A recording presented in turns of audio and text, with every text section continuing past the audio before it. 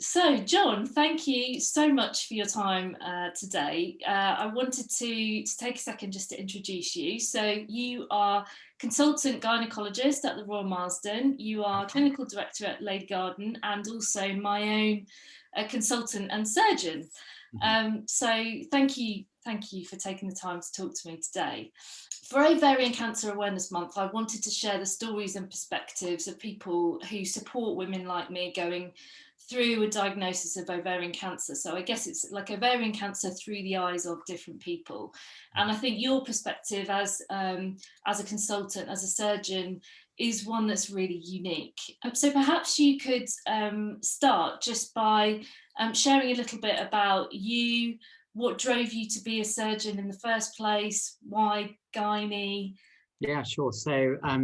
I grew up in a medical family. I was brought up pretty much by my mum alone, and she was born in 1934 and was one of very few female doctors in her generation. So I guess I've always, she was a gynecologist, then when she had children became a general practitioner. So medicine has always been around, and she certainly didn't push me into medicine, but talked about it, and I found it fascinating hearing her talk about her days at work and talking to patients on the telephone.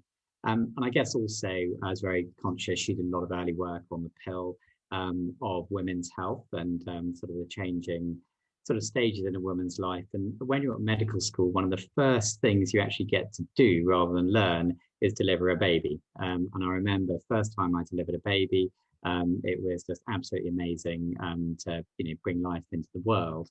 And that made me interested in obstetrics and gynecology. And within that, I was lucky enough in my training when I qualified in 2000 to work at the Royal Marsden for 6 months. And I really just was absolutely inspired by oncology. And what I really found inspirational about it was the team working, and you've alluded to it a bit when we had a chat before this call. And that's not just between all the doctors, the nurses, all the staff at the hospital, but also the privilege to see patients go through incredibly challenging times in their families, but with the aid of science, with the aid of all the research that we do, outcomes getting better all the time. But also sometimes the huge privilege, people talk a lot about childbirth and how they prepare for childbirth, but the other side of oncology I found really interesting, rewarding is actually looking after people in the final stages of their life. And actually that's to me is as precious as being involved in some of those discussions as being around birth. So, and I love doing surgery. I love doing things with my hands. I love doing things like playing golf, but fortunately my surgery is much better than my golf. And surgery is really, is in a way great team sport. There's a lot of people working together, trying to, learn great technical skills, but also applying those, at the right time to the right patients.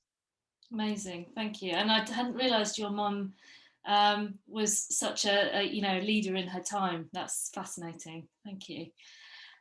So in terms of ovarian cancer, it'd be great to understand a bit more about how many women would you kind of typically see every year who present with symptoms of ovarian cancer, and is there a typical profile of women who perhaps comes to you? The average age of women diagnosed with ovarian cancer is somewhere in their 60s, but we do see women as young as early 20s and much, much older. So I think one of the key things is that, not two patients are not the same. And the more we understand about an individual, about what their tumor is like, it can be different. But I would say the typical woman, the average woman would be someone in their 60s who's presented with non-specific symptoms and either seen their GP, or for about a third of women presented to the accident emergency department with acute abdominal symptoms, go on to the scan and then blood tests which show there's a problem. And when you first take on a patient, what would be the first thing that you would seek to understand about her? So what I really like to do to begin with is just to find out about that person, what makes them them, what's important to them, and not treat them, like a patient, like a woman with ovarian cancer. You are Katie with all the things that you enjoy in the world, with Brian, with, I think it's important, I guess, to listen to patients. And the the thing I try and teach my trainees, and certainly if someone's upset, is actually just to kind of shut my mouth and try and listen. And then I think quite often I find people want to get their story off their chest. The route to diagnosis in ovarian cancer isn't one like, say, where breast cancer, where you've had a screen shows a bit of an abnormality, you go on to do things. It could be, I've been having abdominal symptoms for 6 months. Everyone's told me it's IBS, now I'm told it's ovarian cancer. And I find that actually that people want their story, understandably, to be listened to, and for people to be aware of it. And also that's important when we're sometimes making difficult treatment decisions, for example, if they're to do with things like fertility, or perhaps needing to give someone a stoma bag, or potentially treatment that they may not survive, or there's a high risk of not surviving treatment, how that fits into them, because life decision making can be very different for a woman in her 20s through to someone who lives alone in their 70s with no support network, and so those sorts of things are very different, and not to make any assumptions about somebody just because I assume they're a certain age. Certain things may or may not be important to you. You allude to it. You have often to deliver very difficult messages to people and their families, and I definitely know what it's like to be on the receiving end of those conversations. But what is it like from your perspective to have to deliver those messages? How do you prepare for those conversations? I think it's and that's where the getting to know people well is important, because certain people will want information delivered in different ways. And I think quite often I will say, how much information would you like? Who would you like there when I have, complicated information to deliver? So I think it's almost scene setting, as to what people may or may not want to hear. The other thing is very important, I find, is having our clinical nurse specialists and often involving them. So I quite often find, you are very eloquent and will speak your mind, but I find with some patients, they say, I'm fine. And then I know as soon as I leave the room, they'll be in tears, and sometimes find it much easier to communicate with one of my nurses rather than me. So I think it's sort of just being aware about what communication works best for that person. As a doctor, you have to learn a difficult balance sometimes. My role is not there to be getting very upset about an upsetting situation. It's actually to be providing someone with the best possible information, support and advice that you can.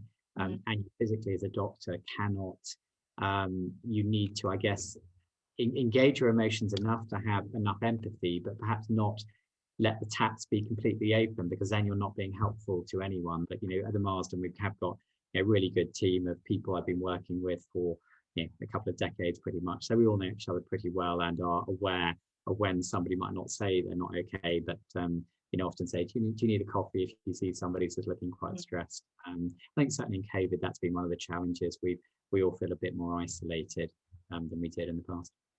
And that's, I guess, reassuring for me as a patient to know that you have that support between you as a team as well. I think that's just as important as that your mental health is supported in having to deliver, I think, some of those tough messages. So that's really reassuring.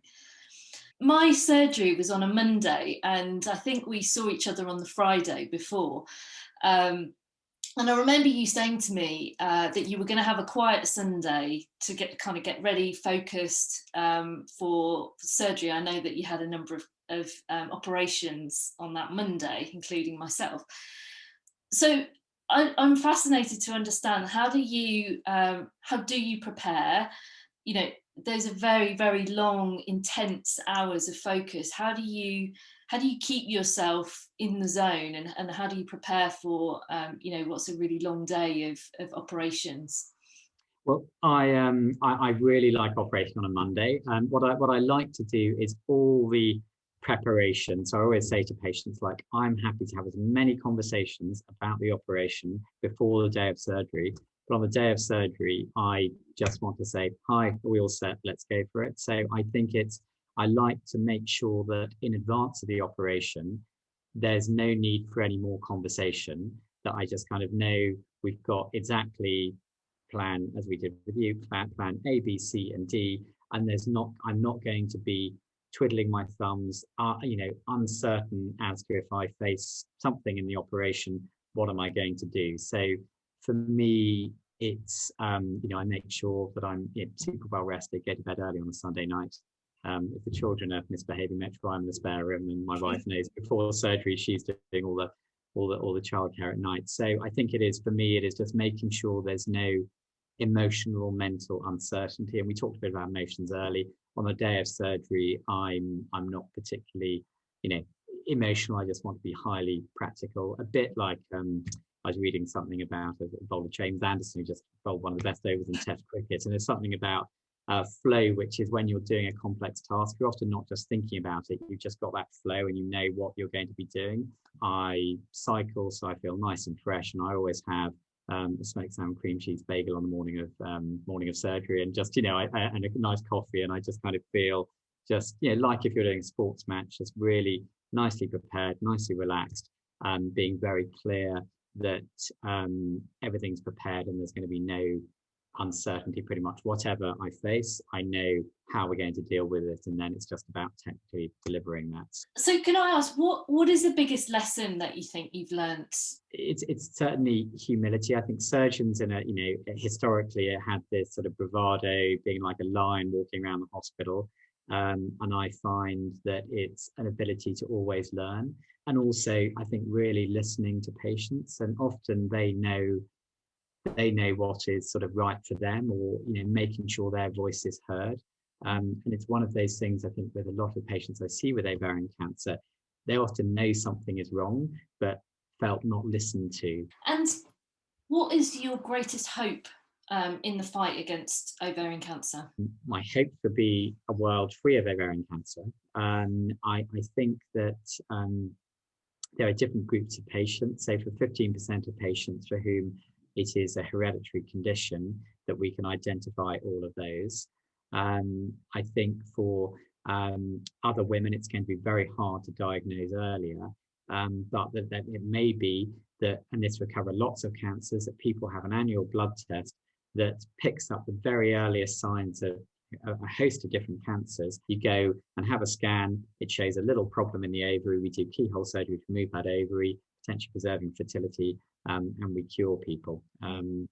The other thing, I guess, is we understand that tumours are very different, and to call ovarian cancer one disease is quite Victorian, actually, that there are different subtypes of ovarian cancer which all behave very differently. And to, in a way, give a blunderbuss treatment to all the tumours in the same way is not going to be the way of the future. For example, some will respond well to immunotherapy, others to platinum-type drugs, some to hormone therapy, and it's sort of understanding even more at the molecular level about what is the best treatment for that patient. And for example, some patients, we've removed everything surgically, we then give them chemotherapy as well. Maybe some of those don't need chemotherapy at that point. So I think it's really about trying to, the holy grail is stopping cancer. If we can't stop it, picking it up when it can be easily cured with minimal side effects. But then if people do need significant treatment, trying to make sure that is as tailored as possible to that patient to give them the best chance of cure with the fewest side effects. Last question from me. If you had a sort of message to share with other women like myself going through an ovarian cancer diagnosis, what would be your words of wisdom and advice? Gosh, I mean, I think it's I am just in awe of the patients I look after. I've had the world's smallest operation on my ankle, and I was absolutely terrified. And I just find that the bravery and courage of patients and their families is incredible. And I think it's sort of just to don't give up hope, and don't be hard on yourself. And I think sometimes when people hear the word cancer, they think they're going to die. And that isn't what cancer means. We've got a great handle on cancer. We're getting a better handle all the time. 1 in 2 people will develop cancer. So it's sort of don't be hard on yourself, and we will do everything we can to help you. John, thank you. That's a lovely way to finish. I really appreciate it.